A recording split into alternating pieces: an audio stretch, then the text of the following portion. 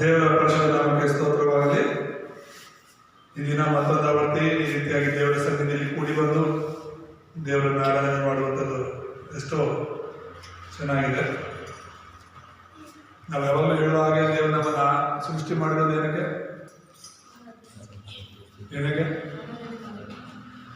ಮಾಡೋದು ಗೊತ್ತಿರುತ್ತಲ್ವ? ಏನೇ ಸೃಷ್ಟಿ ಮಾಡಿರೋದು ದೇವರು ನಮ್ಮ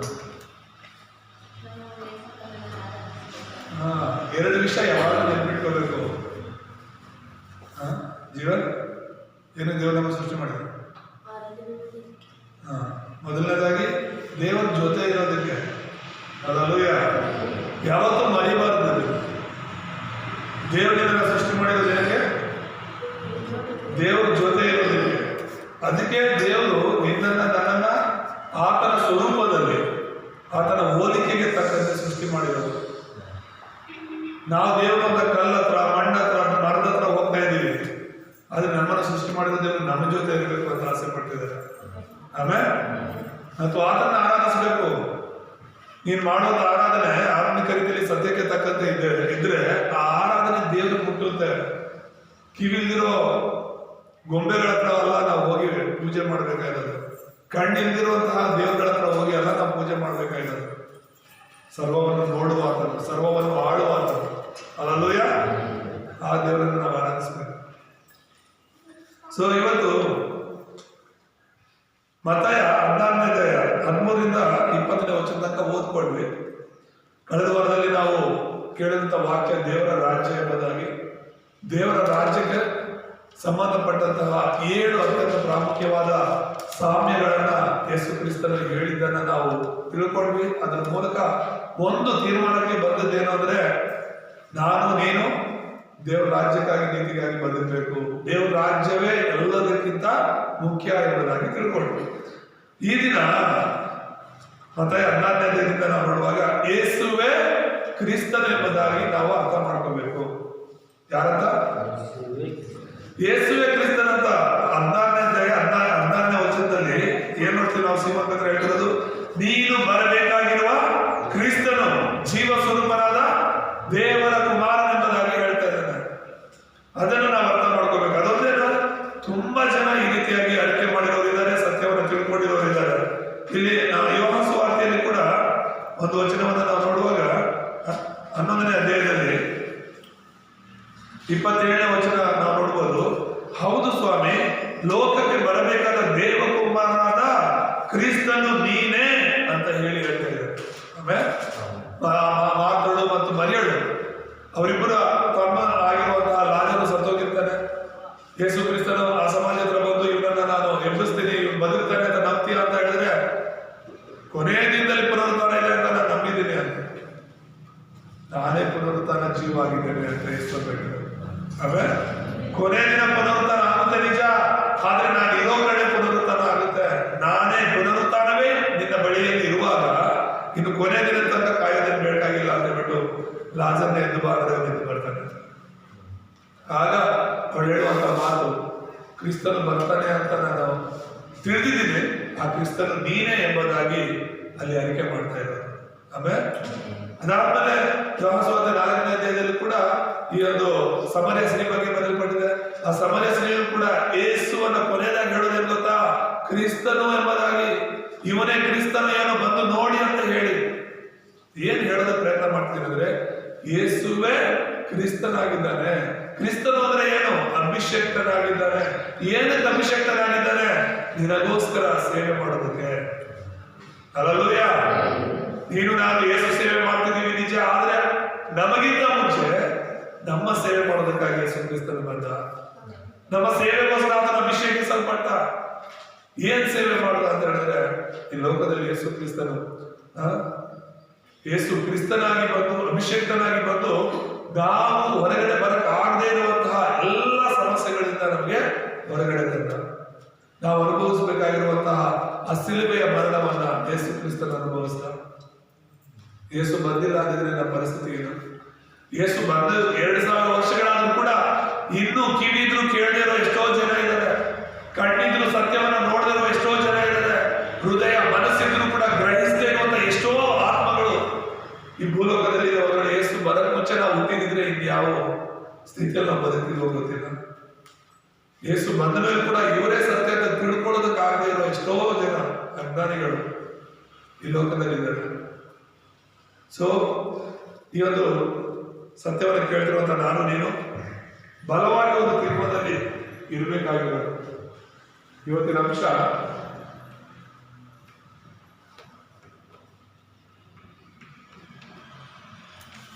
ಯೇಸುವೇ ಕ್ರಿಸ್ತನೆಂಬುದಾಗಿ. ಮತ್ತಾಯ 14ನೇ ಅಧ್ಯಾಯ 13-20 ವಚನ. ಪರಿಚಯದಲ್ಲಿ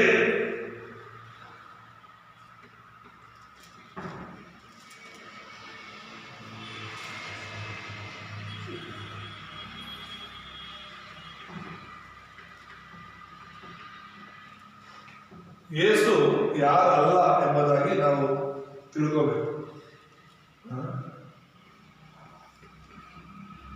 ಮತ್ತಾಯ 14ನೇ ಅಧ್ಯಾಯ 14ನೇ ವಚನದಲ್ಲಿ ಯೇಸು ಕ್ರಿಸ್ತನು ಕೇಳುವಂತಹ ಒಂದು ಪ್ರಶ್ನೆ ಏನಂತ ಕೇಳಿದಾನೆ?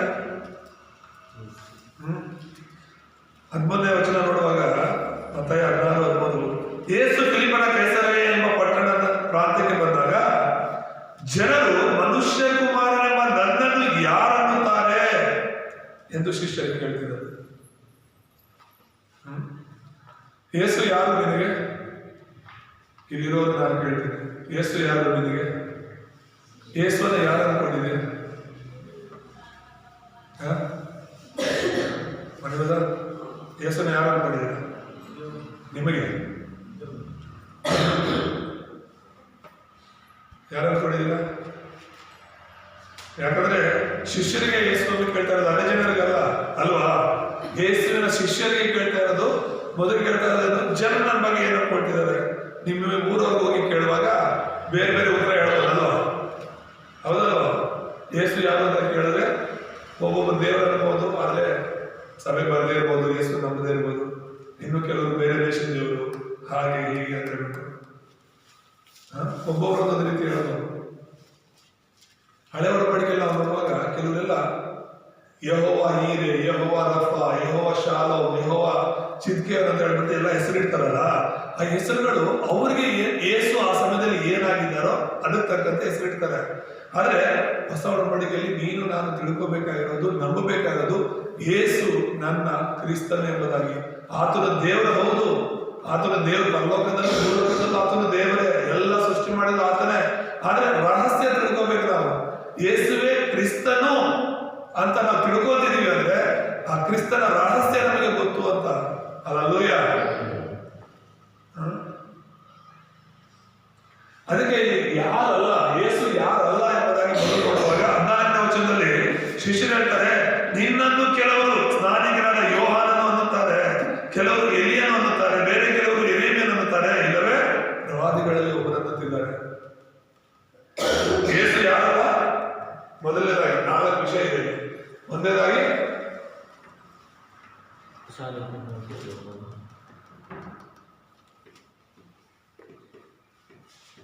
ಸ್ನಾನಿಕನಾದ ಯೋಹಾನ, ಎರಡನೇದಾಗಿ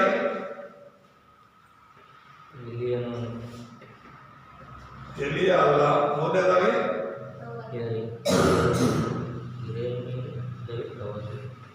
ಯೆರೆಮೀಯ ಅಲ್ಲ, ನಾಲ್ಕನೇದಾಗಿ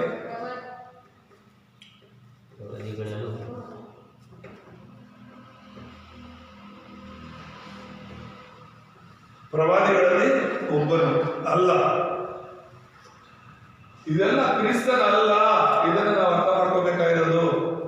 ಅಂದ್ರೆ ಸ್ನಾನಿಕನಾದ ಯೋಹಾನ ಅಂದ್ರೆ ಏನು? ಬರೀ ಪಶ್ಚಾತ್ತಾಪ ಪಡಿ, ದೇವ್ರ ಕಡೆ ತಿರುಗಿ ಅಂತ ಕೂಗಿ ಹೇಳ್ತಾ ಇದ್ದಂತ ಒಂದು ವಾಣಿ. ಹಾಗಾಗಿ ಯೇಸು ಕೇವಲ ಪಶ್ಚಾತ್ತಾಪದ ಬಗ್ಗೆ ಹೇಳಲು ಬಂದವನಲ್ಲ. ಎರಡನೇದಾಗಿ ಎಲಿಯ ಬರೀ ಅದ್ಭುತಗಳನ್ನ, ಸ್ವಸ್ಥತೆಗಳನ್ನ ಮಾಡ್ತಾ ಇದ್ದ. ಹಳೆ ಒಡಂಬಡಿಕೆಲ್ಲ ನೋಡಿದ್ರೆ ಯೇಸು ಬರೀ ಅದ್ಭುತ ಸ್ವಸ್ಥತೆಗಳನ್ನ ಮಾಡಕ್ ಬಂದವನಲ್ಲ. ಮೂರನೇದಾಗಿ ಯೆರೆಮೀಯ ಏನು? ಅಳುವಂತ ಪ್ರವಾದಿ, ಇಸ್ರಾಯೇಲ್ ದೇಶಕ್ಕೋಸ್ಕರ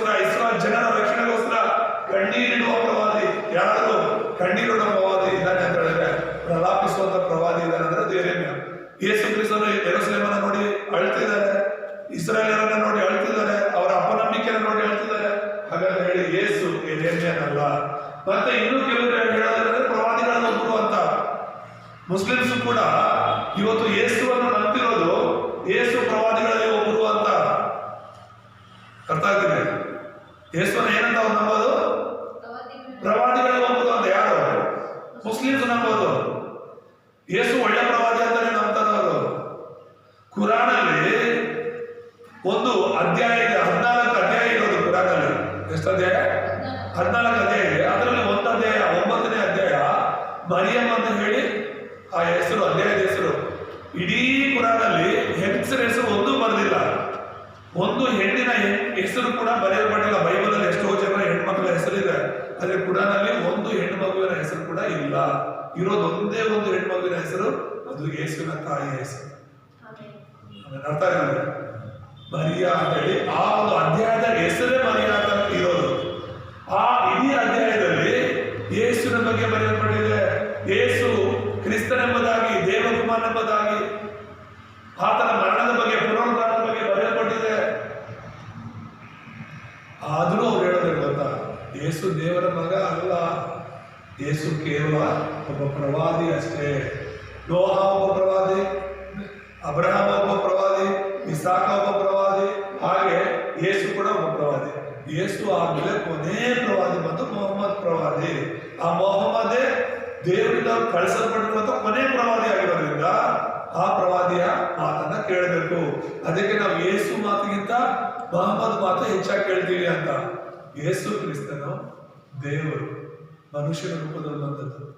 ಆದಿ ಕಾರಣದಿಂದ ಯೇಸು ಬರೋದ್ರ ಬಗ್ಗೆ ಬರೆಯಲ್ಪಟ್ಟಿದೆ. ಮೊಹಮ್ಮದ್ ಬರೋದ್ರ ಬಗ್ಗೆ ಎಲ್ಲಿ ಬರೆಯಲ್ಪಟ್ಟಿದೆ? ಯೇಸು ನಮಗೋಸ್ಕರ ಪ್ರಾಣ ಕೊಟ್ಟಿದ್ದಾರೆ. ಮೊಹಮ್ಮದ್ ಯಾರಿಗೋಸ್ಕರ ಸತ್ತಿದ್ದಾರೆ? ಯೇಸು ಸತ್ತು ಎದ್ದು ಬಂದಿದ್ದಾರೆ, ಮೊಹಮ್ಮದ್ ಎಲ್ಲ ಎದ್ದು ಬಂದಿದ್ದಾರೆ. ಅರ್ಥ ಆಗ್ತಿದ್ಯಾ? ಯೇಸು ದೇವರಾಗಿರೋದ್ರಿಂದ ಆತನ ಮದುವೆ ಆಗಿಲ್ಲ ಈ ಲೋಕದಲ್ಲಿ. ಆದ್ರೆ ಮೊಹಮ್ಮದ್ ಅನೇಕ ಮದುವೆಗಳನ್ನಾಗಿದ್ದಾರೆ. ಬರೀ 9 ವರ್ಷದ ಹುಡುಗಿಯನ್ನ ಕೇಳಿಸಿ ಮದುವೆ ಆಗಿದ್ದಾನೆ ಅಂತ ಹೇಳ್ಬಿಟ್ಟು ಚರಿತ್ರೆ ಹೇಳುತ್ತೆ ಅದೇ ಪುರಾಣ. ಅರ್ಥ ಆಗ್ತಿದ್ಯಾ? ಮೊಹಮ್ಮದ್ ಎಲ್ಲಿ, ಯೇಸು ಎಲ್ಲಿ? ಹೇಗೆ ಹೋಲಿಸ್ಕೊತಾರೆ ಅವರು? ಇಲ್ಲಿ ನಾವು ಯೇಸುನ ಪ್ರವಾದಿ ಅಂತಲ್ಲ, ಆತನ ಪ್ರವಾದಿನೇ, ಆದ್ರೆ ಅಭಿಷೇಕಿಸಲ್ಪಟ್ಟ ಪ್ರವಾದಿ. ಹಲ್ಲೆಲೂಯ. ನಮ್ಮನ್ನ ದೇವರ ಬಳಿಗೆ ನಡೆಸುವಂತ ಪ್ರವಾದಿ. ಬರೀ ದೇವರ ವಾಕ್ಯ ಹೇಳಿ ಬಂದ ಪ್ರವಾದಿ ಅಲ್ಲ, ನಮ್ಮನ್ನ ದೇವರ ಬಳಿಗೆ ನಡೆಸುವಂತ ಪ್ರವಾದಿ. ನನ್ನನ್ನು ನಂಬುವವನ ಜೀವವನ್ನು ಹೊಂದಿಕೊಡ್ತಾನೆ ಅಂತ ಯಾವ ಪ್ರವಾದಿ ಹೇಳಿದ್ದಾರೆ ಬೈಬಲಲ್ಲಿ? ನನ್ನನ್ನು ನಂಬುವವನು ಸತ್ರು ಬದುಕು ಬರ್ತಾನೆ ಅಂತ ಯಾವ ಪ್ರವಾದಿ ಹೇಳಿದ್ದಾನೆ? ನಾನೇ ಸತ್ಯ ಜೀವ ಮಾರ್ಗ ಅಂತ ಯಾವ ಪ್ರವಾದಿ ಹೇಳಿದ್ದಾನೆ? ನಾನೇ ಪುನರುತ್ಥಾನ ಅಂತ ಯಾವ ಪ್ರವಾದಿ ಹೇಳಿದ್ದಾನೆ? ನಾನು ಸಾಯ್ತೇನೆ, ಸತ್ತು 3ನೇ ದಿನ ಎದ್ದು ಬರ್ತೀನಿ. ಯಾರು ಹೇಳಿದ್ದಾರೆ ಅವ್ರ ಸಾವಿನ ಬಗ್ಗೆ, ಪುನರುತ್ಥಾನದ ಬಗ್ಗೆ? ಪರಲೋಕಕ್ಕೆ ಹೋಗುವಾಗಲೇ ಹೇಳಿದ್ದಾರೆ, ನಿಮಗೋಸ್ಕರ ಸ್ಥಳವನ್ನು ಸಿದ್ಧ ಮಾಡಿ ಬರ್ತೀನಿ ಅಂತ. ಇವತ್ತು ಈ ಪ್ರಪಂಚದಲ್ಲಿ ಬೇರೆ ಬೇರೆ ದೇವರುಗಳನ್ನ ಪೂಜೆ ಮಾಡುವಂತವ್ರಿಗೆ ಅವ್ರು ಅವ್ರ ದೇವರುಗಳು ಎಲ್ಲಿದ್ದಾರೋ ಗೊತ್ತಿಲ್ಲ, ಇವ್ರು ಸತ್ತ ಮೇಲೆ ಎಲ್ಲ ಹೋಗಿದಾರೋ ಗೊತ್ತಿಲ್ಲ. ಆದ್ರೆ ನಿನಗೂ ಗೊತ್ತು, ನಮ್ಮ ದೇವರು ನನಗೋಸ್ಕರ ನಿನಗೋಸ್ಕರ ಸ್ಥಳವನ್ನು ಸಿದ್ಧ ಮಾಡಕ್ ಹೋಗಿದ್ದಾರೆ. ಅಲ್ಲೂಯ. ಆದ್ರೆ ಆತನ ಮತ್ತೆ ಬರ್ತೀನಿ ಅಂತ ಹೇಳಿದ್ದಾರೆ. ನಾವು ಸತ್ತಿದ್ರು ಕೂಡ ಆ ಮರಣದಿಂದ ನಮ್ಮನ್ನು ಆತನ ಎಬ್ಬಿಸ್ತಾನೆ. ಇದು ಸತ್ಯ. ಹಲ್ಲೆಲೂಯ.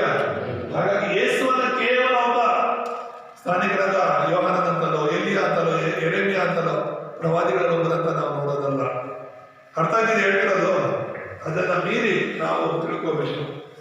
ಮುಖ್ಯ ಸಂದೇಶದಲ್ಲಿ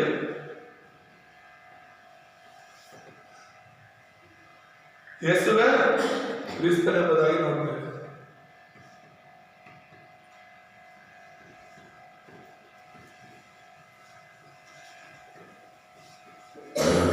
ಮತ್ತಾಯ 16ನೇ ಅಧ್ಯಾಯ 16ನೇ ವಚನದಲ್ಲಿ ಈಗಾಗಲೇ ನಾವು ಓದ್ಕೊಂಡು ಹಾಗೆ. ಸರಿ, ಈಗ ಲೋಕದವ್ರು ಏನ್ ಮಾತಾಡ್ತಾರೋ ಗೊತ್ತಿಲ್ಲ, ಕೇಳಿಸ್ಕೊಳ್ಳಿ. ಇಲ್ಲಿ ಹೊರಗಡೆ ಜನ ಏನ್ ಹೇಳ್ತಿದಾರೋ ಗೊತ್ತಿಲ್ಲ. ಯೇಸು ಕ್ರಿಸ್ತನ ಬಗ್ಗೆ ಕೆಳದಾಗ ಮಾತಾಡ್ತಿರ್ಬೋದು, ಇನ್ನೊಂದು ಮತ್ತೊಂದು ಮಾತಾಡ್ತಿರ್ಬೋದು. ಇಷ್ಟು ವರ್ಷಗಳಿಂದ ನೀನು ಸಭೆಗೆ ಬಂದು, ಇಷ್ಟು ವರ್ಷದಿಂದ ನಿನಗೆ ಯೇಸುವಿನ ಹೆಸರು ಹೇಳ್ಕೊಂಡು ಆರಾಧನೆ ಮಾಡ್ತಿದ್ಯಾ, ಪ್ರಾರ್ಥನೆ ಮಾಡ್ತಿದ್ಯಾ, ಯೇಸುವಿನ ಮಗ ಮಗಳು ಅನ್ಕೊಂಡು ಜೀವನ ಮಾಡ್ತಿದ್ಯಾ. ನಿನಗೆ ಯೇಸು ಯಾರು? ಯೇಸು ಕ್ರಿಸ್ತನಾಗಿದ್ದಾನ ಅನ್ನೋದನ್ನ ನೀನು ಯೋಚನೆ ಮಾಡಬೇಕು. ಯೇಸುವಿನಿಗೆ ಸರ್ವಸ್ವನ ಅನ್ನೋದು ಯೋಚನೆ ಮಾಡಬೇಕು. ಇಲ್ಲಿ ಯೇಸು ಸ್ವಾಮಿ ಹೇಳೋದನ್ನ ಜಾಗೃತಿಯಿಂದ ನೋಡಿ. 15ರಿಂದ ಆತನು ಅವರನ್ನು, ಆದರೆ ನೀವು ನನ್ನನ್ನು ಯಾರನ್ನುತ್ತೀರಿ? ಹೊರಗಡೆಯವರು ಬಿಡಿ, ಅವ್ರಿಗೆ ಸತ್ಯ ಗೊತ್ತಿಲ್ಲ, ನಾನು ಯಾರಂತ ಅವ್ರಿಗೆ ಗೊತ್ತಿಲ್ಲ.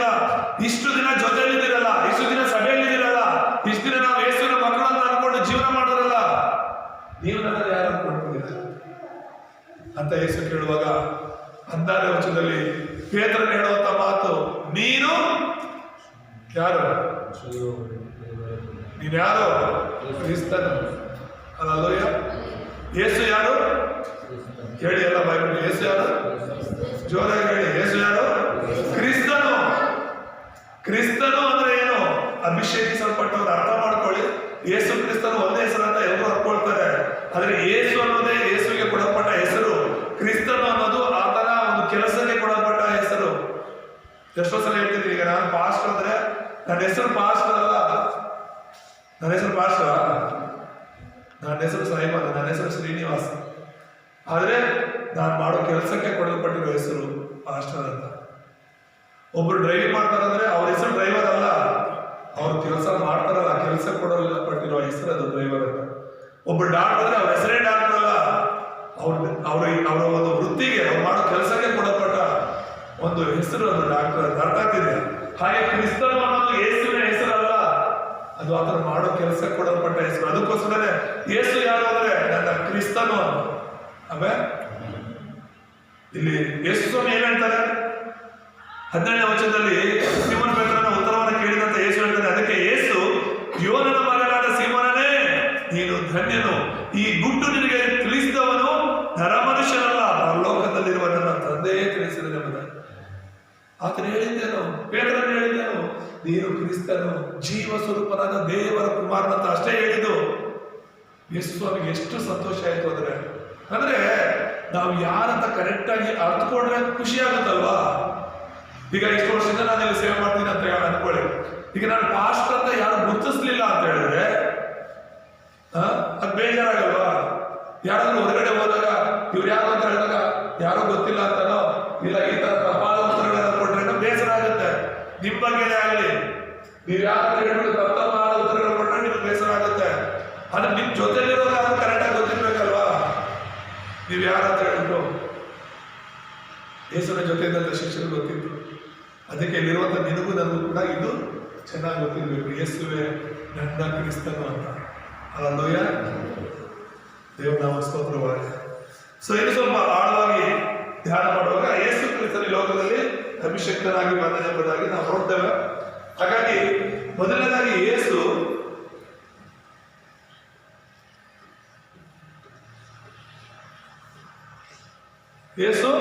ಸತ್ಯ ಅರಸನೆಂಬುದಾಗಿ ನೋಡ್ತೇವೆ. ಹಲ್ಲೆಲೂಯಾ. ಯೇಸು ಯಾರು? ಅದಕ್ಕೆ ಹೇಳೋದು ಅಭಿಷೇಕಿಸಲ್ಪಟ್ಟ ಯೇಸು ಅಭಿಷೇಕ್ತನಾಗಿ ಲೋಕದಲ್ಲಿ ಬಂದರು. ಹಳೆ ಒಡಂಬಡಿಕೆಯಲ್ಲಿ 3 ಅಭಿಷೇಕ ಮಾಡ್ತಾ ಇದ್ರು. ಯಾರ್ಯಾರಲ್ಲ? ಹಳೆ ಒಡಂಬಡಿಕೆಯಲ್ಲಿ 3 ಅಭಿಷೇಕ ಮಾಡ್ತಾ ಇದ್ರು. ತೈಲವನ್ನು ತಲೆ ಮೇಲೆ ಸುರಿದು ಅವರನ್ನ ಸೇವೆಗಳಿಗೋಸ್ಕರ ಅಭಿಷೇಕ ಮಾಡ್ತಾ ಇದ್ರು. ಯಾರವರು ಅಂದ್ರೆ ಮೊದಲನೇದಾಗಿ ರಾಜರುಗಳ ಅಭಿಷೇಕ ಮಾಡ್ತಾರೆ. ದಾವೀದನ ತಲೆ ಮೇಲೆ ಸಮುವೇಲ ಎಣ್ಣೆ ಉಯ್ದು ಅಭಿಷೇಕ ಮಾಡಿ ನೀನು ಮುಂದಿನ ಅರಸನೆಂಬುದಾಗಿ ಹೇಳಿದ. ಎರಡನೇದಾಗಿ ಯಾಜಕರನ್ನ ಅಭಿಷೇಕ ಮಾಡ್ತಾ ಇದ್ರು. ಮೋಶೆಗೆ ದೇವರು ಹೇಳ್ತಾನೆ, ನಿನ್ನ ಅಣ್ಣನಾದ ಆರೋನನು ಪ್ರಧಾನ ಯಾಜಕನಾಗಿ ಇದ್ದಾನೆ, ಅವನ ತಲೆ ಮೇಲೆ ನೀನು ಎಣ್ಣೆ ಉಯ್ದು ಅವರನ್ನು ಅಭಿಷೇಕ ಮಾಡಬೇಕು ಅಂತ. ಹಲ್ಲೆಲೂಯಾ. ಅದಾದ್ಮೇಲೆ ಪ್ರವಾದಿಗಳನ್ನ ಅಭಿಷೇಕ ಮಾಡ್ತಾ ಇದ್ರು ಎಂಬುದಾಗಿ ನಾವು ನೋಡ್ತೇವೆ. ಪ್ರವಾದಿಗಳ ತಲೆ ಮೇಲೆ ಕೂಡ ಯಾವುದು ಎಣ್ಣೆನ ಉಯ್ದು ಅವರನ್ನ ಪ್ರವಾದಿಯ ಸೇವೆಗೆ ನೇಮಿಸ್ತಾ ಇದ್ರು. ದೇವರ ನಾಮ ಸ್ತೋತ್ರವಾಗಲಿ. ಈ 3 ಮಾತ್ರನೇ ಎಣ್ಣೆಯಿಂದ ಅಭಿಷೇಕ ಮಾಡಕ್ಕೆ ದೇವರು ಹೇಳಿದ್ದು. ಯಾಕಂದ್ರೆ ಯೇಸು ಕ್ರಿಸ್ತನು ಅರಸನಾಗಿ, ಯಾಜಕನಾಗಿ, ಪ್ರವಾದಿಯಾಗಿ ಈ ಲೋಕಕ್ಕೆ ಬರಬೇಕಾಗಿತ್ತು. ಎಲ್ಲರೂ ಗಮನ ಕೊಟ್ಟು ಕೇಳಿ ಅರ್ಥ ಮಾಡ್ಕೊಳ್ಳಿ. ನಾನು ಹೇಳ್ತಿರೋದು ನೀನು ನಂಬಿರುವಂತ ದೇವರ ಬಗ್ಗೆ. ನಿನಗೆ ಇದು ಸರಿಯಾಗಿ ಗೊತ್ತಿಲ್ಲ ಅಂದ್ರೆ ಹೇಗೆ? ಯೇಸು ನಿನ್ನ ಅರಸ. ಆಮೇಲೆ ಅದಕ್ಕೆ ನಾವು ಸತ್ಯ ಅರಸ ಅಂತ ಹೇಳೋದು ಏನಂತಂದ್ರೆ ಯೇಸು ಮಾತ್ರನೇ ಸತ್ಯ. ಈ ಲೋಕದಲ್ಲಿ ಎಷ್ಟೋ ಅರಸರಿದ್ದಾರೆ, ಈ ಲೋಕದಲ್ಲಿ ಎಷ್ಟೋ ರಾಜನಿದ್ದಾರೆ ಇರಬಹುದು, ಆದ್ರೆ ನಿನ್ನ ನನ್ನ ರಾಜ ಯೇಸು ಕ್ರಿಸ್ತ. ಆಮೇಲೆ ಆಂಧ್ರ ತೆಲಂಗಾಣದಲ್ಲಿ ಒಬ್ಬ ಭಾಷಣ ಸಾಯಿಸ್ಬಿಟ್ರು. ಹೋದ ಮಾರ್ಚ್ ಅಲ್ಲಿ 11 ತಿಂಗಳಾಯ್ತು ಹೆಚ್ಚು. ನೀವು ಕೇಳಿದ್ರೆ ಪ್ರವೀಣ್ ಪಗಡಾಲ ಅಂತ ಹೇಳ್ಬಿಟ್ಟು ಆಂಧ್ರದಲ್ಲಿ ಒಬ್ಬ ಭಾಷಣ, ತುಂಬಾ ಒಳ್ಳೆ ಸೇವಕರವರು, ಬಲವಾಗಿ ಸ್ವಾತಂತ್ರ್ಯ ಸಾರ್ತಾ ಇದ್ರು, ಯಾರಿಗೂ ಭಯ ಪಡ್ತಿರ್ಲಿಲ್ಲ. ಅವರಿದ್ದ ಅಮೆರಿಕದಲ್ಲಿ ಒಂದು 15 ಮಕ್ಕಳನ್ನ, ಅನಾಥ ಮಕ್ಕಳನ್ನ ಸ್ವಂತ ಮಕ್ಕಳಾಗಿ ಸ್ವಂತ ಮನೆಯಲ್ಲಿ ಇರಿಸ್ಕೊಂಡು ಬೆಳೆಸ್ತಾ ಇದ್ದ. ಸಾಫ್ಟ್ವೇರ್ ಕಂಪನಿಗಳನ್ನು ಇಟ್ಕೊಂಡು ಸೇವೆಗಳನ್ನು ಮಾಡಿಕೊಂಡು ಮಾಡಿಕೊಂಡು ಅನೇಕ ಸೇವಕಗಳಿಗೆ ಸಹಾಯ ಮಾಡಿಕೊಂಡು ಉತ್ತಮವಾದಂಥ ಸೇವೆ ಮಾಡ್ತಾ ಇದ್ರು. ಆದ್ರೆ ಅವ್ರು ಮಾಡ್ತಿದ್ದಂಥ ಕೆಲಸ ಗೊತ್ತಾ, ಈ ಹಿಂದೂಗಳು ಮುಸ್ಲಿಮರು ಬೇರೆ ಬೇರೆ ಪುಸ್ತಕಗಳನ್ನ ಓದಿ ತಿಳ್ಕೊಂಡು ಅವರಲ್ಲಿರುವಂತಹ ತಪ್ಪುಗಳನ್ನ ಹೇಳ್ತಾ ಇದ್ರು. ಇವ್ರು ಯಾವಾಗ ಹಿಂದೂ ಬೇರೆ ಬೇರೆಯವರು ಬೈಬಲ್ ಬಗ್ಗೆ ತಪ್ಪಾಗಿ ಮಾತಾಡ್ತಿದ್ರು, ನೀವು ಬೈಬಲ್ ಬಗ್ಗೆ ತಪ್ಪಾಗಿ ಹೇಳ್ತಿರಲ್ಲ, ಆದ್ರೆ ಬೈಬಲ್ ಇರೋದು ತಪ್ಪಲ್ಲ, ಅದು ಸತ್ಯ ಅಂತ ಅದನ್ನ ಬಿಚ್ಚಿ ಹೇಳ್ತಾ ನೀವು ಸತ್ಯವನ್ನೇ ತಿರುಚಿ ತಪ್ಪಾಗಿ ಅರ್ಥ ಮಾಡಿ ಲೋಕಕ್ಕೆಲ್ಲ ತಪ್ಪ ಸಂದೇಶವನ್ನು ಕೊಡ್ಬೇಕಾದ್ರೆ ನಿಮ್ಮ ಪುಸ್ತಕದಲ್ಲಿ ಏನಿದೆ ನೋಡಿ ಅಂತ ಹೇಳ್ಬಿಟ್ಟು ಪುಸ್ತಕಗಳಲ್ಲಿರುವಂತಹ ಅವರು ದೇವತೆಗಳು ಮಾಡಿರುವಂತಹ ಕೆಟ್ಟ ಕಾರ್ಯಗಳನ್ನ, ಅವರು ದೇವತೆಗಳು, ಈಗ ಶಿವ ಅಂತ ಇದ್ದಾನೆ, ಎಷ್ಟು ಜನ ಶಿವನ ಪೂಜೆ ಮಾಡ್ತಾರೆ, ಶಿವಲಿಂಗ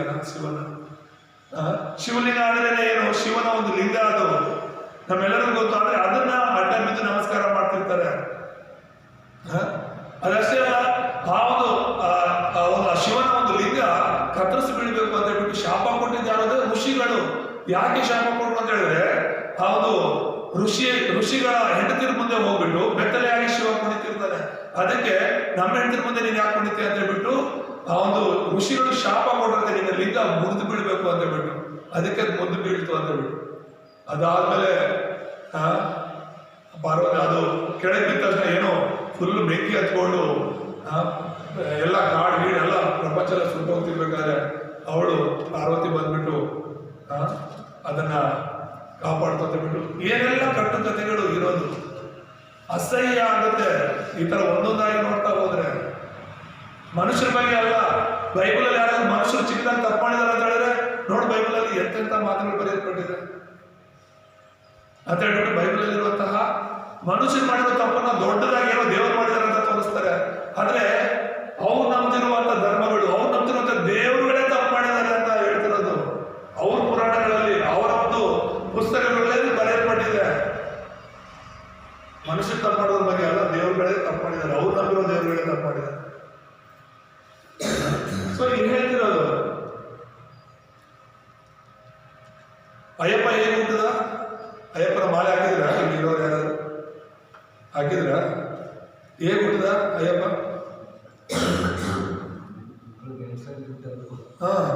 ಮತ್ತೆ ಹೆಂಗೆ ಆರಾಧನೆ ಮಾಡೋದು, ಪೂಜೆ ಮಾಡೋದು? ಇಬ್ಬರು ದೇವರುಗಳು, ಅದು ಗಂಡು ದೇವರುಗಳು, ಹರಿಹರ ಪುತ್ರ ಅಂತ ಹೇಳ್ತಾರೆ ಅಯ್ಯಪ್ಪನ. ಯಾವ ಪುತ್ರ? ಹರಿಹರ ಪುತ್ರ. ಹರಿ ಅಂದ್ರೆ ವಿಷ್ಣು, ಹರ ಅಂದ್ರೆ ಶಿವ. ಈ ವಿಷ್ಣು ಮತ್ತೆ ಶಿವ ವಿಚಿತ್ರ ಅಂತ ಹೇಳ್ತಾ ಹೋದ್ರೆ ನಿಮ್ಮೆಲ್ಲರಿಗೂ ಒಂದು ದಿನ ಪೂರ್ತಿ ಕೂತ್ಕೊಂಡು ಹೇಳ್ಬೇಕಾಗುತ್ತೆ ನಾವೇನೆಲ್ಲ ಮಾಡ್ತಾ ಬಂದ್ವಿ ಹಿಂದೂ ದೇವರುಗಳಲ್ಲಿ ಇಟ್ಕೊಂಡು. ವಿಷ್ಣು ಮೇಲೆ ಶಾಪ ಇರುತ್ತಂತೆ, ಅವನ್ನ ಸಾಯ್ತಕ್ಕಂತ ಹೇಳ್ಬಿಟ್ಟು ಒಬ್ಬ ರಾಕ್ಷಸ ಇವನ್ನ ಹುಡ್ಕೊಂಡು ಹೋಗ್ತಾರೆ ವಿಷ್ಣು ತಪ್ಪಿಸ್ಕೊಂಡು ಓಡ್ತಾ ಇರ್ತಾರಂತೆ ಅಲ್ವಾ, ವಿಷ್ಣು ತಪ್ಪಿಸ್ಕೊಂಡು ಓಡ್ತಾ ಇರ್ತಾರಂತೆ. ಆಮೇಲೆ ಈ ಒಂದು ಶಿವನ ಹತ್ರ ಬಂದು ಕೇಳುವಾಗ ಏನಾಯ್ತು ಅಂತ ಹೇಳಿದ್ರೆ, ಈ ತರ ಒಂದು ಶಾಪ ಇದೆ ನನ್ನ ಮೇಲೆ, ಅವನೊಬ್ಬ ರಾಕ್ಷಸನ ಸಾಯಿಸಿ ಬರ್ತಿದ್ದಾನೆ, ಏನ್ ಮಾಡೋದು ಅಂತ ಹೇಳ್ಬಿಟ್ಟು ಹೇಳಿದಾಗ, ಸರಿ ನೀನು ಅಂದ್ರೆ ಯಾರ ಮೇಲೆ ಕೈ ಇಡ್ತಾರೋ ರಾಕ್ಷಸ ಅವ್ರು ಭಸ್ಮ ಆಗ್ಬೇಕನ್ನೋದು ಅವನು ಪಡ್ಕೊಂಡಲ್ಲ ಅವರ. ಇವನು ವಿಷ್ಣು ಮೇಲೆ ಕೈ ಇಡೋದಕ್ಕೆ ಅವನು ಓಡ್ ಬರ್ತಿರ್ತಾನೆ, ಅವನಿಂದ ತಪ್ಪಿಸ್ಕೊಂಡು ಓಡ್ತಿರ್ತಾನೆ, ಕೈ ಹಿಡಿಸ್ಕೊಳ್ಬಾರ್ದಂತ ಓಡ್ತಿರ್ತಾನೆ. ಕೊನೆಗೆ ಶಿವನ ಹತ್ರ ಬಂದು ಈಗ ಕೇಳುವಾಗ ಹೇಳೋದೇನಂದ್ರೆ, ನೀನೊಂದು ಸುಂದರವಾದ ಸ್ತ್ರೀ ರೂಪದವರು ಅಂತ ಹೋಗ್ಬಿಟ್ಟು ಅವನ ಮುಂದೆ ನೀನು ನಾಟ್ಯವಾಡ್ತಾ ಅವನ ಕೈ ಅವನ ತಲೆ ಮೇಲೆ ಇಟ್ಕೊಳ್ಳೋ ತರ ನೀನು ಮಾಡು ಅಂತ. ಸೊ ಅಲ್ಲಿ ಹೋಗ್ಬಿಟ್ಟು ನಾಟ್ಯವಾಡ್ತಾ ಇರ್ಬೇಕಾದ್ರೆ ಹಂಗೆ ಸ್ಟೆಪ್ ಹಾಕುವಾಗ ಕೈ ಇಟ್ಕೊಂಡು ತಲೆ ಮೇಲೆ ಇಟ್ಕೊಳ್ಳುವಂತ ಸ್ಟೆಪ್ ಹಾಕುವಾಗ ಆ ರಾಕ್ಷಸ ಮೈ ಮರ್ತ್ಬಿಟ್ಟು ಅವಳನ್ನ ಆ ವಿಷ್ಣುವಿನ ಅಂದವನ್ನ, ಹುಡುಗಿ ವೇಷದಲ್ಲಿ ಅಂದವನ್ನ ನೋಡಿ ಕೈ ಇಟ್ಕೊಂಡು ಅವನೇ ಭಸ್ಮ ಆದ ಅಂತ ಹೇಳಿ. ಸರಿ, ಸೂಪರ್ ಕತೆ. ಅದ್ರ ಜೊತೆ ವಿಷ್ಣು ಶಿವ ಬರ್ತಾನಲ್ಲಿ, ಶಿವ ಬಂದಾಗ ವಿಷ್ಣು ಒಂದು ಹುಡುಗಿ ವೇಷದಲ್ಲಿ ಬಂದಿದ್ದಾನೆ ಅಂತ ಗೊತ್ತಿರಲ್ಲ, ಮರ್ತೋಗಿರ್ತಾನೆ. ಆ ವಿಷ್ಣು ಜೊತೆ ವಿಷ್ಣು ಏನು ಹುಡುಗಿ ವೇಷದಲ್ಲಿ ಇರುವಾಗ ವಿಷ್ಣು ಮತ್ತೆ ಅವನು ಶಿವ ಅವರಿಬ್ಬರು ಲೈಂಗಿಕತೆಯಲ್ಲಿ ಇದ್ದು ಗಂಡ ಹೆಂಡತಿಯಾಗಿ ಇದ್ಕೊಂಡು ವಿಷ್ಣು ಜನ್ಮ ಕೊಡೋದೇ ಅಯ್ಯಪ್ಪನಂತೆ ಅಲ್ವಾ? ನಾನು ಸುಳ್ಳು ಹೇಳ್ತಿದ್ದೀನಿ, ನೀವು ಹೋಗಿ ಕೇಳಿಬೇಕಾದ್ರೆ ಇವೆಲ್ಲ ಯಾರು ಬಿಡಿಸಿ ಹೇಳಲ್ಲ. ಬರೀ ದೇವರ ಪ್ರಶ್ನೆ ಮಾಡಬಾರ್ದು. ದೇವರು ಒಳ್ಳೇದು ಮಾಡಿದ್ರೆ ಖರ್ಚು ಮಾಡಿ ದೇವರು ದೇವತೆ ಅಂದ್ರೆ ದೇವತೆನೇ. ದೇವತೆಗಳೇ ಏನು ರಾಕ್ಷಸ ಅಂತಾನೆ ಇರ್ತಾರೆ. ಅಲ್ವಾ? ನೋಡಕ್ಕಾಗುತ್ತ ಅವ್ರನ್ನ? ದುರ್ಗಾ ಕಾಳಿಕಾಂಬ ಅದು ಇದು ಅಂತ ಅವ್ರು ನೋಡಿದ್ರೆ ಕಣ್ಣು ಬಿಟ್ಕೊಂಡು ನಾಲಿಗೆ ಬಿಟ್ಕೊಂಡು ವಿಚಿತ್ರವಾಗಿ ಅವುಗಳನ್ನ ನಾವು ದೇವರ ಹತ್ರ ಪೂಜೆ ಮಾಡ್ತೀವಿ. ನಾನು ಹೇಳಿ ನಾವು ಮಾಡ್ತಾ ಬಂದದನ್ನೇ ಹೇಳ್ತಾ ಇದ್ದೀನಿ. ಇಲ್ಲಿ ಯೇಸು ಕ್ರಿಸ್ತನ ಬಗ್ಗೆ ನಾವು ಸರಿಯಾಗಿ ಅರ್ಥ ಮಾಡ್ಕೋಬೇಕು. ಇಷ್ಟು ದಿನ ನಾವು ಮಾಡಿದ್ದು ತಪ್ಪದು, ಅಂಧಕಾರ ಮೂಢನಂಬಿಕೆಗಳನ್ನ ನಾವು ಮಾಡ್ತಾ ಬಂದಿವಿ. ನಮ್ಮನ್ನ ಸೃಷ್ಟಿಸಿರೋ ದೇವರನ್ನ ಬಿಟ್ಟು ನಾವು ಪೂರ್ವಿಕರೇನೋ ಮಾಡ್ಬಿಟ್ಟು ಅಂತ ಅದನ್ನ ಪೂಜೆ ಮಾಡ್ಕೊಂಡು ಬಂದಿದ್ದೀವಿ. ಅಲ್ಲ, ನಿಮ್ಮ ದೇಹಕ್ಕಿಂತ ಆತ್ಮ ಮುಖ್ಯ. ಹಲ್ಲೆಲೂಯಾ. ದೇಹವನ್ನು ಮೆಚ್ಚಿಸುವಂತ ಕೆಲಸ ಮಾಡೋಕ್ಕಲ್ಲ ನಾವು ಬದುಕಿರೋದು ಈ ಲೋಕದಲ್ಲಿ. ಮನುಷ್ಯರನ್ನು ಮೆಚ್ಚಿಸ್ಬೇಕಾದ್ರೆ ದೇಹದಿಂದ. ಸತ್ತ ಮೇಲೆ ನಾವು ಲೆಕ್ಕ ಕೊಡ್ಬೇಕಾದ್ರೆ ನಮ್ಮ ಆತ್ಮದ ಲೆಕ್ಕ. ಹಲ್ಲೆಲೂಯಾ. ನಾವು ಪರಲೋಕ ಹೋಗಬೇಕಾ ನರಕಕ್ಕೆ ಹೋಗ್ಬೇಕಾ ಅಂತ ಬಿಟ್ಟು ಈ ಲೋಕದಲ್ಲಿ ಇದ್ದಾಗ ತೀರ್ಮಾನ ಮಾಡಬೇಕು. ಸತ್ಯನ ಸುಳ್ಳನ ಯಾವುದು ನಿಮ್ಮ. ಅದಕ್ಕೆ ಸತ್ಯ ಅರಸರು ನಮ್ಮ ದೇವರು. ಈ ಲೋಕದಲ್ಲಿ ಎಷ್ಟೋ ರಾಜರುಗಳಿರ್ಬೋದು, ಅರಸರಿರ್ಬೋದು, ಆದರೆ ಯೇಸುವೆ ಸತ್ಯ ಅರಸರು, ಅಭಿಷೇಕಿಸಲ್ಪಟ್ಟ ಸತ್ಯ ಅರಸರು. ಅರಸರ ಮೇಲೆ ಒಬ್ಬರ ಮೇಲೆ ಯುದ್ಧ ಮಾಡ್ಬೇಕಲ್ಲ. ಯಾರ ಮೇಲೆ ಯುದ್ಧ ಮಾಡಬೇಕು? ಯಾರ ಮೇಲೆ ಯುದ್ಧ ಮಾಡಿದ ಯೇಸು ಕ್ರಿಸ್ತರು? ಸೈತಾನನ ಮೇಲೆ. ಆಮೇಲೆ ಯಾರ ಮೇಲೆ? ಸೈತಾನನ ಮೇಲೆ. ಸುಳ್ಳು ಅರಸನಾಗಿರುವಂತಹ ಸೈತಾನನ ಮೇಲೂ ಅವನ ಬಲಗಳ ಮೇಲೂ ಯೇಸು ಕ್ರಿಸ್ತನು ಯುದ್ಧ ಮಾಡೋದ್ರ ಮೂಲಕ ಅವನನ್ನ ನಾಶ ಮಾಡಿದ್ರು. ಸೊ ಯೇಸು ಅರಸನಾಗಿ ಲೋಕದಲ್ಲಿ ಬರ್ತಾರೆ ಎಂಬುದಾಗಿ ಮುಂಚಿತವಾಗಿಯೇ ಬರೆಯಲ್ಪಟ್ಟಿದೆ. ಆದಿಕಾಂಡ 49:10 ಅಧ್ಯಾಯ ಮತ್ತೆ 2 ಸಾಮುವೇಲ 7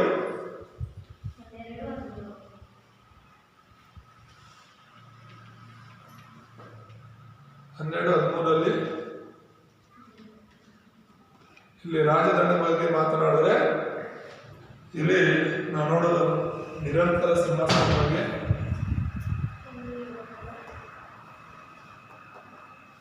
ನಿರಂತರ ಸಿಂಹಾಸನ ಬಗ್ಗೆ ಮಾತನಾಡೋದನ್ನ ನಾವು ನೋಡ್ತೇವೆ. ಅದಾದ್ಮೇಲೆ 3ನೇದಾಗಿ ನಾವು ನೋಡುವಾಗ 1 ಯೋಹಾನ 3:8 ಯಾರ ಕಾರ್ಯಗಳನ್ನ ನಾಶ ಮಾಡಕ್ಕೆ ಯೇಸು ಕ್ರಿಸ್ತನು ಬಂದಿದ್ದು? ಸೈತಾನನ ಕಾರ್ಯಗಳನ್ನ ಲಯ ಮಾಡಕ್ಕೆ ನಮ್ಮ ಕ್ರಿಸ್ತನ ಪ್ರತ್ಯಕ್ಷರಾದನೆಂಬುದಾಗಿ ನೋಡ್ತೇವೆ. ಹಲ್ಲೆಲೂಯಾ. ಆದಿಕಾಂಡ 47:9-10 ವಚನದಲ್ಲಿ ಯೇಸು ಕ್ರಿಸ್ತನು ಈ ಲೋಕದಲ್ಲಿ ರಾಜನಾಗಿ ಬರ್ತಾನೆ ಎಂಬುದಾಗಿ ಬರೆಯಲ್ಪಟ್ಟಿದೆ. ಹಾಗೆಯೇ 2 ಸಾಮುವೇಲ 7ನೇ ಅಧ್ಯಾಯದಲ್ಲಿ ನಾವು ನೋಡುವಾಗ 12ರಲ್ಲಿ ನಿರಂತರ ಸಿಂಹಾಸನ, ಯೇಸುವಿನ ಸಿಂಹಾಸನ ನಿರಂತರವಾಗಿರುತ್ತೆ ಎಂಬುದಾಗಿ ಬರೆಯಲ್ಪಟ್ಟಿದೆ. ಆ ಯೇಸುವೆ ಈ ಲೋಕದಲ್ಲಿ ಕ್ರಿಸ್ತನಾಗಿ ಬಂದು ಸೈತಾನನ ಕಾರ್ಯಗಳನ್ನು ಲಯ ಮಾಡಿದ್ದಾನೆ. ಆಮೇಲೆ ಯಾರು ನಮ್ಮೆಲ್ಲರ ಶತ್ರು? ನಮ್ಮನ್ನ ಪಾಪದಲ್ಲಿ ನಡೆಸೋನು, ನಮ್ಮನ್ನ ಮೂಢನಂಬಿಕೆ ನಡೆಸೋನು, ನಮ್ಮನ್ನ ಈ ಒಂದು ವಿಗ್ರಹಾರಾಧನೆ ನಡೆಸೋನು ಯಾರು? ಸೈತಾನ. ನಾವು ಸಭೆ ಬರದೇ ಮಾಡೋದು, ದೇವರ ಪ್ರಾರ್ಥನೆ ಮಾಡದೆ ಮಾಡೋದು, ದೇವರ ಹೆಸರನ್ನ ಹೇಳ್ಕೊಂಡು ಜೀವನ ಮಾಡೋಕ್ಕಾಗದೆ, ಇನ್ನೊಬ್ಬರಿಗೆ ಸುವಾರ್ಥ ಸಾರಕ್ಕಾಗದೆ ಈ ಸೈತಾನ ಪ್ರತಿದಿನ ನಮ್ಮನ್ನ ಯಾಮಾರಿಸ್ತಿದ್ದಾನೆ. ಗರ್ಜಿಸೋ ಸಿಂಹದೋಪಾದಿಯಲ್ಲಿ ಯಾರನ್ನ ನುಂಗಲಿ ಅಂತ ಹುಡುಕ್ತಾ ತಿರುಗ್ತಾ ಇದ್ದಾನೆ. ದೇವ್ರ ನಾಮ ಸ್ತೋತ್ರವಾಗಲಿ. ಪ್ರೇರಕ ಕೂತ್ಬೇಕಾದ್ರೆ ಇಲ್ಲಿ ಯೇಸು ಎಂಬ ಹೆಸರು, ಅಧಿಕಾರವುಳ್ಳ ಹೆಸರು, ಅದು ಯೋಚನೆ ಮಾಡಿರುವಾಗಲೇ ಒಂಥರ ಮೈಯೆಲ್ಲ ಒಂಥರ ಎಷ್ಟು ಖುಷಿ ಆಯ್ತಂದ್ರೆ ನನಗೆ ಎಷ್ಟೋ ಸಲ ಅದ್ರ ಬಗ್ಗೆ ಯೋಚನೆ ಮಾಡಿರ್ಬೋದು ನಾನು. ಆದ್ರೆ ಕೆಲವು ಸಲ ಆ ಪದಗಳಿರುತ್ತಲ್ಲ ಎಷ್ಟು ಬಲ ಪಡೋದು. ಹೌದು, ಯೇಸು ಹೆಸರಲ್ಲಿ ಅಧಿಕಾರ ಇದೆ, ಯೇಸು ಹೆಸರಲ್ಲಿ ಬಲ ಇದೆ. ನಾವು ಆ ಯೇಸು ಹೆಸರಲ್ಲಿ ನಾವು ಪ್ರಾರ್ಥಿಸುವಾಗ ಅದ್ಭುತ ಬಿಡುಗಡೆಗಳು ಉಂಟಾಗುತ್ತೆ. ಹಲ್ಲೆಲೂಯಾ. ದೇವರ ನಾಮಕ್ಕೆ ಸ್ತೋತ್ರವಾಗಲಿ. ಹಾಗಾಗಿ ನಂಬಿಕೆಯಿಂದ ನಾವು ಪ್ರಾರ್ಥಿಸಬೇಕು ಅನ್ನೋದನ್ನು ನೋಡ್ತೇವೆ. 2ನೇದಾಗಿ ನಾವು ನೋಡುವಾಗ ಯೇಸುವೆ ಕ್ರಿಸ್ತನು ಆತನ ಅಭಿಷೇಕನೆಂಬುದಾಗಿ ನೋಡ್ತೇವೆ. ಅದ್ರ ಕೆಳಗಡೆ ಯೇಸು ಸತ್ಯ, ಯೇಸು ಸತ್ಯ ಯಾಜಕನೆಂಬುದಾಗಿ ನೋಡ್ತೇವೆ. ಯೇಸು ಈ ಲೋಕದಲ್ಲಿ ಯಾಜಕನಾಗಿ ಬಂದಿದ್ದಾರೆ. ಕೀರ್ತನೆ 110:4 ನೋಡ್ಬೋದು.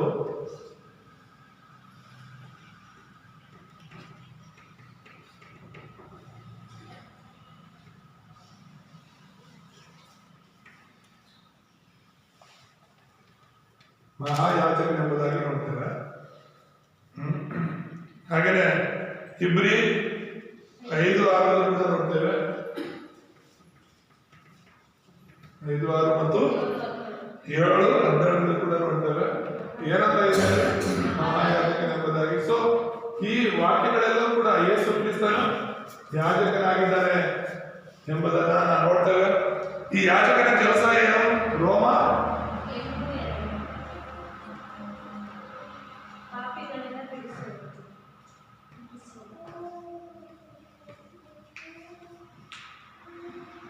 ಯಾವುದನ್ನ ಬಿಡಿಸುತ್ತಾರೆ? ಯೇಸು ಕ್ರಿಸ್ತನು ಸತ್ಯ ಯಾಜಕನಾಗಿ ಲೋಕದಲ್ಲಿ ಬಂದಿರೋದೇನಕ್ಕೆ ಅಂದ್ರೆ ನಿನ್ನನ್ನ ನನ್ನನ್ನ ಪಾಪದಿಂದ ಬಿಡಿಸೋದಕ್ಕೆ. ಹಲ್ಲೆಲೂಯಾ. ಯಾವುದನ್ನ ಬಿಡಿಸಕ್ಕೆ? ಪಾಪದಿಂದ ಬಿಡಿಸಕ್ಕೆ. ಇವತ್ತು ಆ ಪಾಪದ ಕರ್ಮವನ್ನ ತೊಳ್ಕೋಬೇಕು ಅಂತ, ಪಾಪದಿಂದ ಹೊರಗಡೆ ಬರಬೇಕು ಅಂತ ಎಷ್ಟೆಲ್ಲ ಪ್ರಯತ್ನ ಮಾಡ್ತಿದ್ದಾರೆ ಗೊತ್ತಾ ಜನರು. ದಾನ ಧರ್ಮ ಮಾಡ್ತಿದ್ದಾರೆ, ಒಳ್ಳೆದನ್ನ ಮಾಡ್ಬೇಕಂತಿದ್ದಾರೆ, ಇನ್ನೊಂದು ಮತ್ತೊಂದು ಅಂತ ಹೇಳಿದ್ರು ಅನೇಕ ಅವ್ರ ಸ್ವಂತ ಕ್ರಿಯೆಗಳನ್ನು ಮಾಡ್ತಿದ್ದಾರೆ. ಯೇಸು ಕ್ರಿಸ್ತನು ನಮಗೋಸ್ಕರ ಬಂದು ತನ್ನ ಪ್ರಾಣವನ್ನು ಕೊಟ್ಟು ತನ್ನ ಸ್ವಂತ ರಕ್ತದಿಂದ ನಮ್ಮ ಪಾಪಗಳನ್ನು ತೊಳೆದಿದ್ದಾರೆ. ಪರಿಶುದ್ಧ ರಕ್ತದಿಂದ ನಾವು ಪರಿಶುದ್ಧರಾಗಿದ್ದೇವೆ. ಹಲ್ಲೆಲೂಯಾ. ಯೇಸು ಕ್ರಿಸ್ತನಲ್ಲಿ ಯಾವ ಪಾಪನೂ ಇಲ್ಲ. ಒಂದು ಪಾಪ ಇದ್ರೂ ಕೂಡ ಆತನು ದೇವರಾಗೋದಕ್ಕೆ ಸಾಧ್ಯ ಇಲ್ಲ. ನಾನು ಆಗಲೇ ಹೇಳಿದಾಗ ನಮ್ಮ ಹಿಂದೂ ದೇವರು ದೇವತೆಗಳು ಮಾಡಿದ ಹಾಗೆ ಯೇಸು ಕ್ರಿಸ್ತನಲ್ಲಿ ಒಂದು ಚಿಕ್ಕ ಪಾಪ, ಒಂದು ಸಣ್ಣ ತಪ್ಪು, ಒಂದು ಸುಳ್ಳಿದ್ರು ಕೂಡ ದೇವರಲ್ಲಿ ಆತನು ದೇವರಾಗೋದಕ್ಕೆ ಸಾಧ್ಯನೇ ಇಲ್ಲ. ದೇವರೇ ಸುಳ್ಳು ಹೇಳ್ತಾನಂದ್ರೆ, ದೇವರೇ ಮೋಸ ಮಾಡ್ತಾನಂದ್ರೆ, ದೇವರೇ ಪಾಪ ಮಾಡ್ತಾನಂದ್ರೆ ನಂತ ದೇವರನ್ನ ನಾವು ಪೂಜೆ ಮಾಡಿ ಪ್ರಯೋಜನ ಏನೋ? ಒಂದ್ ವೇಳೆ ಯೇಸು ಕ್ರಿಸ್ತನು ಆತನ ಬಾಯಲ್ಲೇ ಹೇಳ್ತಾನೆ ನನ್ನಲ್ಲಿ ಪಾಪ ಇದೆ ಅಂತ ಯಾರಾದ್ರೂ ತೋರಿಸಿ ಚಾಲೆಂಜ್ ಆಗ್ಬೋದು. ನಾನು ನೀನು ಮಾಡೋಕ್ಕಾಗತ್ತ ಆ ಥರ ಹಾಕಿದ್ರೆ ಒಂದು ದೊಡ್ಡ ಲಿಸ್ಟೇ ಬಂದ್ಬಿಡುತ್ತೆ ನಮ್ಮ ಪಾಪಗಳು ಅಲ್ವಾ? ಆದ್ರೆ ಯೇಸು ಕ್ರಿಸ್ತಂದು ಒಂದು ಪಾಪ ಕೂಡ ಇಲ್ಲ. ಆಮೇಲೆ ಹಾಗಾಗಿ ಪಾಪ ಇಲ್ಲದೆ ಇರೋರೇ ಪಾಪಿಗಳಿಗಾಗಿ ಸಾಯೋದಕ್ಕೆ ಸಾಧ್ಯ. ಈ ಯೇಸು ಕ್ರಿಸ್ತನು ನಿನ್ನ ನನ್ನನ್ನ ಸಕಲ ಪಾಪಗಳಿಂದ, ಒಂದು ತರದ ಪಾಪ ಅಲ್ಲ, ಎಲ್ಲ ತರದ ಪಾಪಗಳಿಂದ, 3 ತರ ಪಾಪ ನಾವು ಯಾವಾಗಲೂ ನೋಡೋದು.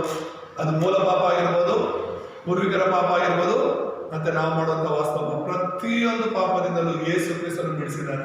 ಆಮೇಲೆ ಯಾಕೆ ಯೇಸು ನನ್ನ ಕ್ರಿಸ್ತನು? ಯೇಸು ಕ್ರಿಸ್ತನಾಗಿ ನನ್ನ ಯಾಜಕನಾಗಿ ನನ್ನ ಪಾಪದಿಂದ ಬಿಡಿಸಿದ್ದಾನೆ. ಅದಕ್ಕೋಸ್ಕರ ಆತನು ನನ್ನ ಕ್ರಿಸ್ತನೆಂಬುದಾಗಿ. ಮೂರನೇದಾಗಿ ನಾವು ನೋಡುವಾಗ ಯೇಸು ಯಾರು?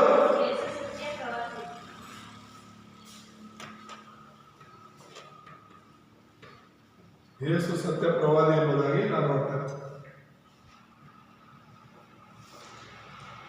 ಇದರಲ್ಲೂ 3 ವಿಷಯಗಳನ್ನು ನೋಡುವಾಗ ಮೊದಲನೇದಾಗಿ ಧರ್ಮೋಪದೇಶ ಕಾಂಡ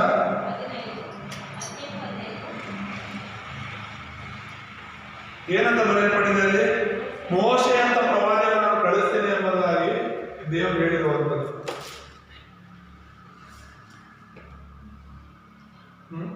ಯಾರಂತ ಪ್ರವಾದಿ? ಮೋಶೆ ಅಂತ ಪ್ರವಾದಿನ ನಾನು ನಿಮಗೋಸ್ಕರ ಕಳಿಸ್ತೀನಿ ಅಂತ ಇಲ್ಲಿ ಹೇಳಲ್ಪಟ್ಟಿರುವಂತಹ ಈ ಪ್ರವಾದನೆ ಯೇಸು ಕ್ರಿಸ್ತನ ಪ್ರವಾದಿಯಾಗಿ ಬರ್ತಾನೆ ಎಂಬುದಾಗಿ. ಹಾಗೆಯೇ ಯೆಶಾಯ 61ರಲ್ಲಿ ನೋಡ್ತೇವೆ.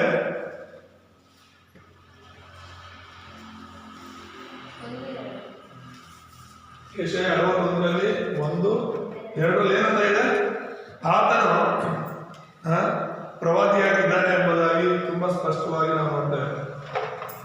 ಅಂದ್ರೆ ಯೆಶಾಯ 61, 2ರಲ್ಲಿ ಯಾವ ರೀತಿ ಯೇಸು ಕ್ರಿಸ್ತನು ಈ ಲೋಕದಲ್ಲಿ ಬಂದು ಕಷ್ಟದಲ್ಲಿರೋರಿಗೆ, ಮರಣದಲ್ಲಿರೋರಿಗೆ, ವೇದನೆಯಲ್ಲಿರೋರಿಗೆ ಬಿಡುಗಡೆ ಕೊಡ್ತಾರೋ, ಸ್ವಸ್ಥತೆ ಮಾಡ್ತಾರೋ, ಅದೇ ರೀತಿಯಲ್ಲಿ ಲೂಕನ ಬರೆದ ಸುವಾರ್ತೆಯಲ್ಲಿ 4:18-21 ಕೂಡ ಇದೆ. ಅದು ನಾನೇ ಎಂಬುದಾಗಿ ಯೇಸು ಕ್ರಿಸ್ತನು ಅಲ್ಲಿ ಯೆಶಾಯನ ಗ್ರಂಥದಲ್ಲಿ ಹೇಳಿರುವಂತಹ ಮಾತನ್ನ ಲೂಕ ಪತ್ರಿಕೆಯಲ್ಲಿ, ಸುವಾರ್ತೆಯಲ್ಲಿ ಆತನು ಅನ್ವಯಿಸಿಕೊಳ್ತಿದ್ದಾನೆ. ಇದು ನನ್ನ ಕುರಿತಾಗಿ ಹೇಳಿರುವಂಥದ್ದು ಅಂತ. ಹಾಗಾಗಿ ಯೇಸು ಸತ್ಯ ಪ್ರವಾದಿಯಾಗಿದ್ದಾನೆ ಎಂಬುದಾಗಿ ನಾವು ನೋಡ್ತೇವೆ. ದೇವರ ನಾಮ ಸ್ತೋತ್ರ. ಮತ್ತೆ ಮೂರನೇದಾಗಿ ಇದರಲ್ಲಿ ನಾವು ನೋಡುವಾಗ ಯೋಹಾನ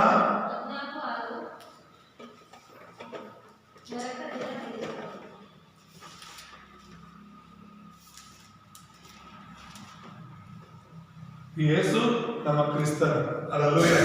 ಕೊನೆಯದಾಗಿ ಯೇಸು ಎಲ್ಲಿಂದ ಬಿಡಿಸ್ತಾರೆ? ಅವರನ್ನ ನರಕದಿಂದ ಬಿಡಿಸ್ತಾರೆ. ಎಂತ ದೇವರು ಬೇಕು ನಿಮಗೆ?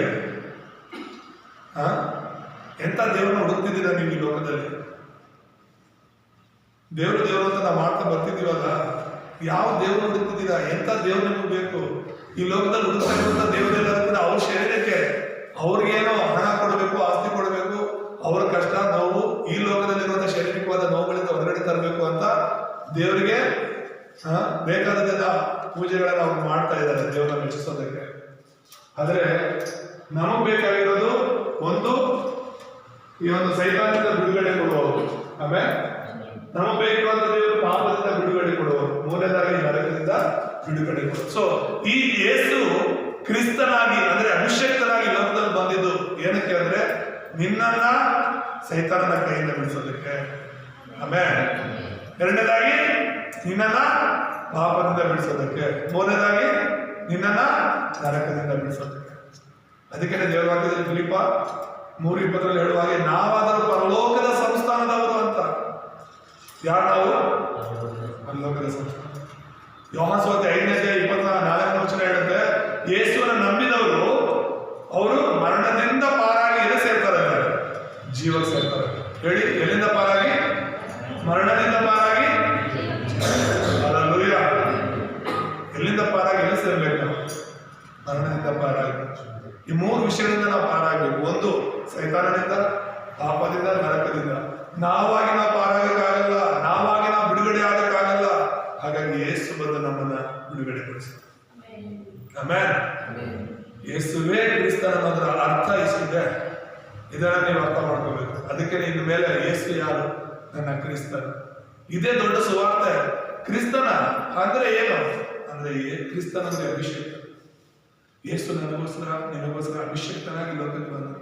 ಮನುಷ್ಯನಾಗಿ ಲೋಕದಲ್ಲಿ ಬಂದದ್ದು ಏನಕ್ಕಂದ್ರೆ 3 ಕಾರ್ಯಗಳನ್ನು ಮಾಡೋದಕ್ಕೆ. ಮುಖ್ಯವಾಗಿ ಮೊದಲನೇದಾಗಿ ನಮ್ಮನ್ನ ಸೈತಾನದಿಂದ ಬಿಡಿಸೋದಕ್ಕೆ, ಎರಡನೇದಾಗಿ ನಮ್ಮನ್ನ ಪಾಪದಿಂದ ಬಿಡಿಸೋದಕ್ಕೆ, ಮೂರನೇದಾಗಿ ನಮ್ಮನ್ನ ನರಕದಿಂದ ಬಿಡಿಸೋದಕ್ಕೆ. ಈ 3 ಕಾರ್ಯಗಳು ಲೋಕದಲ್ಲಿ ಬೇರೆ ಯಾವ ದೇವರು ಮಾಡಿಲ್ಲ, ಮಾಡೋದು ಇಲ್ಲ. ಒಂದು ವೇಳೆ ಈ 3 ಕಾರ್ಯಗಳು ನಮಗೋಸ್ಕರ ಯಾವ್ದಾದ್ರು ದೇವರು ಮಾಡಿದ್ದಾರೆ ಅನ್ನೋದಾದ್ರೆ ನಾವು ಆ ದೇವರನ್ನ ನಂಬಬಹುದು. ಈಗಲೂ ನಾನು ಹೇಳ್ತಿಲ್ಲ, ಆ ದೇವರನ್ನು ನಾವು ನಂಬಬಹುದು. ಯಾವ ಮನುಷ್ಯ ಈಗ ವಿಷ್ಣು 10 ಅವತಾರಗಳನ್ನು ಎತ್ತಿ ಬಂದಿದ್ದಾರೆ ಅಂತ ಹೇಳ್ತಾರೆ, 10 ಅವತಾರಗಳು. ಏನಕ್ಕೆ ಎತ್ತಿದ್ರು 10 ಅವತಾರಗಳು? ಅದನ್ನು ಮಾಡಿದ ಕಾರ್ಯಗಳಾದ್ರೂ ಏನು ಅಂತ ಹೇಳ್ಬಿಟ್ಟು ಹೇಳಿ, ಯಾರು ಇವುಗಳಿಂದ ಬಿಡಿಸಲು ಬಂದಿದ್ದಾರೆ ಅಂತ ಹೇಳಿ. ನಮ್ಮ ಆತ್ಮ ಸೈತಾನ ಕೈಯಿಂದ ತಪ್ಪಿಸ್ಕೋಬೇಕು. ನಮ್ಮ ಆತ್ಮ ಪಾಪದಿಂದ ಮುಕ್ತಿ ಆಗಬೇಕು. ನಮ್ಮ ಆತ್ಮ ನರಕಕ್ಕೆ ಹೋಗದಂಗೆ ಪರಲೋಕಕ್ಕೆ ಸೇರಬೇಕು ಅಂದ್ರೆ ಯೇಸು ಕ್ರಿಸ್ತನ ಮಾತು. ಅದಕ್ಕೆ ಯೋಹಾನ ಸುವಾರ್ತೆ 14:14 ನಾನೇ ಮಾರ್ಗವು ಸತ್ಯವೂ ಜೀವವೂ ಆಗಿದ್ದೇನೆ, ನನ್ನ ಮೂಲಕವಾಗಿ ಹೊರತು ಯಾರು ತಂದೆ ಬಳಿ ಅಂದ್ರೆ ಪರಲೋಕಕ್ಕೆ ಬರೋದಕ್ಕೆ ಸಾಧ್ಯ ಇಲ್ಲ ಅಂತ. ಅನೇಶ ಈ ಕಡೆ ತಿರುಗಿ ಏನಂತ ಏನ್ ಹೇಳ್ತೀವಿ? ಯೇಸು ಕ್ರಿಸ್ತನ ಈ ಲೋಕದಲ್ಲಿ ಬಂದಾಯ್ತು. ಈಗ ಆತನ ಮೂಲಕ ಮಾತ್ರ ನಾವು ಹೋಗಕ್ಕಾಗಲ್ಲ. ಎಲ್ಲ ಕತ್ತಲೆ ತುಂಬಿದೆ, ಯೇಸು ಮಾತ್ರ ಬೆಳಕು. ಆಮೇಲೆ ಈ ಲೋಕದಲ್ಲಿ ನೀನು ಎಲ್ಲೇ ಹುಡ್ಕೊಂಡು ಹೋದ್ರು, ಯಾರನ್ನೇ ಹಿಂಬಾಲಿಸೋದ್ರು ಕತ್ತಲೆಯಲ್ಲಿ ಹೋಗಿ ನರಕಕ್ಕೆ ಹೋಗ್ಬೇಕಾಗತ್ತೆ. ಬೆಳಕಲ್ಲಿ ಹೋಗ್ಬೇಕಂದ್ರೆ ಯೇಸು, ಪರಲೋಕಕ್ಕೆ ಹೋಗ್ಬೇಕಂದ್ರೆ ಬೆಳಕಾಗಿರೋ ಯೇಸುವನ್ನೇ ನಾವು ಹಿಂಬಾಲಿಸ್ಕೊಂಡು ಹೋದ್ರೆ ಮಾತ್ರ ಪರಲೋಕಕ್ಕೆ ಸೇರ್ತೀವಿ, ವಿನಃ ಇಲ್ಲ ಅಂದ್ರೆ ಇಲ್ಲ. ಹಾಗಾಗಿ ಯೇಸುಗಾಗಿ ನಾವು ಜೀವಿಸೋಣ. ಪೂರ್ಣ ಮನಸ್ಸಿನಿಂದ ನಾವು ಅರಿಕೆ ಮಾಡಬೇಕು, ಯೇಸುವಿನ ನನ್ನ ಕ್ರಿಸ್ತನೆಂಬುದಾಗಿ. ಆಮೇಲೆ ಮತ್ತೆ ಮತ್ತಾಯದಲ್ಲಿ ನಾವು ನೋಡುವಾಗ, ಮತ್ತಾಯ 16-18 ನಾವು ನೋಡ್ತೇವೆ 3 ಆಶೀರ್ವಾದಗಳು.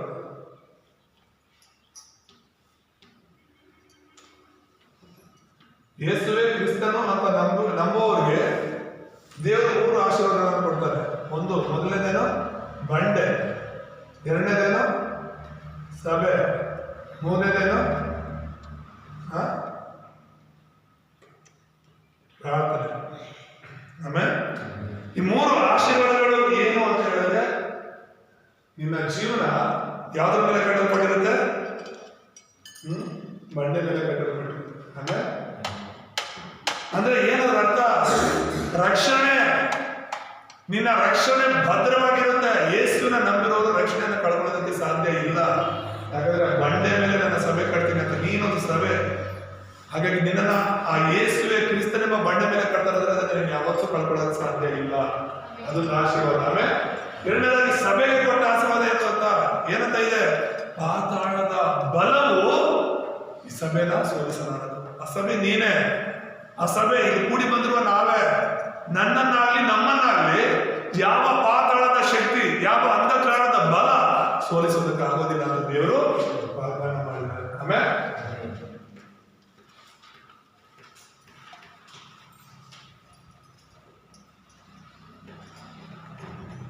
ಸೋಲ್ಸಕ್ ಆಗೋದಿಲ್ಲ. ಸಭೆ ಯಾವುದು? ನೀನೇ ಒಂದು ಸಭೆ. ನಿನ್ನಲ್ಲಿ ಯೇಸು ವಾಸ ಮಾಡ್ತಿದ್ದಾರೆ. ನಿನ್ನನ್ನ ಯಾವ ದುರಾತ್ಮನ ಶಕ್ತಿಗಳು ಸೋಲ್ಸಕ್ ಆಗಲ್ಲ. ಯಾವ ಸೋಲ್ಸಕ್ ಆಗಲ್ಲ. ಈ ಯೇಸುವೇ ಕ್ರಿಸ್ತನು ಅಂತ ನಂಬಿ, ಈ ಯೇಸುವಿನ ಸತ್ಯವನ್ನು ಸರಿಯಾಗಿ ತಿಳ್ಕೊಂಡು, ಯೇಸು ನನ್ನನ್ನ ಸೈತಾನ ಪಾಪ ನರಕದಿಂದ ಬಿಡಿಸಿದ್ದಾರೆ ಅನ್ನೋ ನಂಬಿಕೆಯಲ್ಲಿ ಜೀವಿಸುವಾಗ ಯಾವ ದುರಾತ್ಮ ಕೂಡ ನಿನ್ನನ್ನು ಮುಟ್ಟೋದಕ್ಕೆ ಸಾಧ್ಯ ಇಲ್ಲ. ಆಮೇಲೆ ದೇವರು 100% ವಾಗ್ದಾನ ಮಾಡಿದ್ದಾರೆ. ದೇವರು ಸುಳ್ಳು ಹೇಳೋರಲ್ಲ, ದೇವ್ರು ಸುಳ್ಳು ಹೇಳೋರಲ್ಲ. ದೇವ್ರ ಮಾತು ಯಾವುದು ತಪ್ಪೋದಿಲ್ಲ. ಹಾಗಾಗಿ ಯೇಸುವೇ ಕ್ರಿಸ್ತನಂತ ನೀನು ನಂಬುವಾಗ ಆತನ ಯಾವ ಶಕ್ತಿ ನಿನ್ನ ಸೋಲಿಸಕ್ಕಾಗಲ್ಲ. ಆಮೇಲೆ 3ನೇ ಆಶೀರ್ವಾದ ಏನು? ಪ್ರಾರ್ಥನೆಗೆ ಉತ್ತರ. ನೀನ್ ಏನು ಕೇಳ್ಕೊತೀವ ನಾನು ಕೊಡ್ತೇನೆ. ನೀನ್ ಇಲ್ಲಿ ಏನು ಭೂಲೋಕದಲ್ಲಿ ಬಿಚ್ತೀವ ಅದು ಪರಲೋಕದಲ್ಲಿ ಬಿಚ್ತೀನಿ. ನೀನ್ ಏನ್ ಇಲ್ಲಿ ಭೂಲೋಕದಲ್ಲಿ ಕಟ್ತೀವೋ ಅದನ್ನ ಪರಲೋಕದಲ್ಲಿ ಕಟ್ತೀನಿ ಅಂತ ದೇವ್ರು ಹೇಳ್ತಿದ್ದಾರೆ. ಅಂದ್ರೆ ನೀನ್ ಮಾಡೋ ಪ್ರಾರ್ಥನೆಗೆ ದೇವರು ಉತ್ತರ ಕೊಡ್ತಾರೆ ಎಂಬುದಾಗಿ. ಅಲ್ಲೂಯ, ನೀನ್ ಮಾಡೋ ಪ್ರಾರ್ಥನೆಗೆ ದೇವರು ಉತ್ತರ ಕೊಡ್ತಾರೆ ಎಂಬುದಾಗಿ ಸಂಪೂರ್ಣವಾಗಿ ಯೇಸುವಲ್ಲಿ ನಂಬಿಕೆ ಇಟ್ಟು ಪ್ರಾರ್ಥನೆ ಮಾಡೋಣ.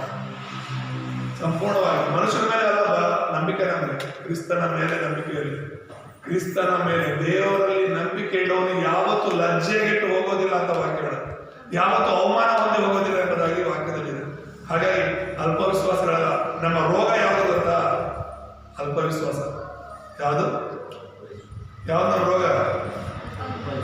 ಅಲ್ಪ ವಿಶ್ವಾಸ. ಮನುಷ್ಯರ ಮೇಲೆ ಜಾಸ್ತಿ ನಂಬಿಕೆ ಇದ್ಬಿಡುತ್ತೆ ಒಂದೊಂದ್ಸರಿ, ದೇವರ ಮೇಲೆ ನಂಬಿಕೆ ಬರಲ್ಲ.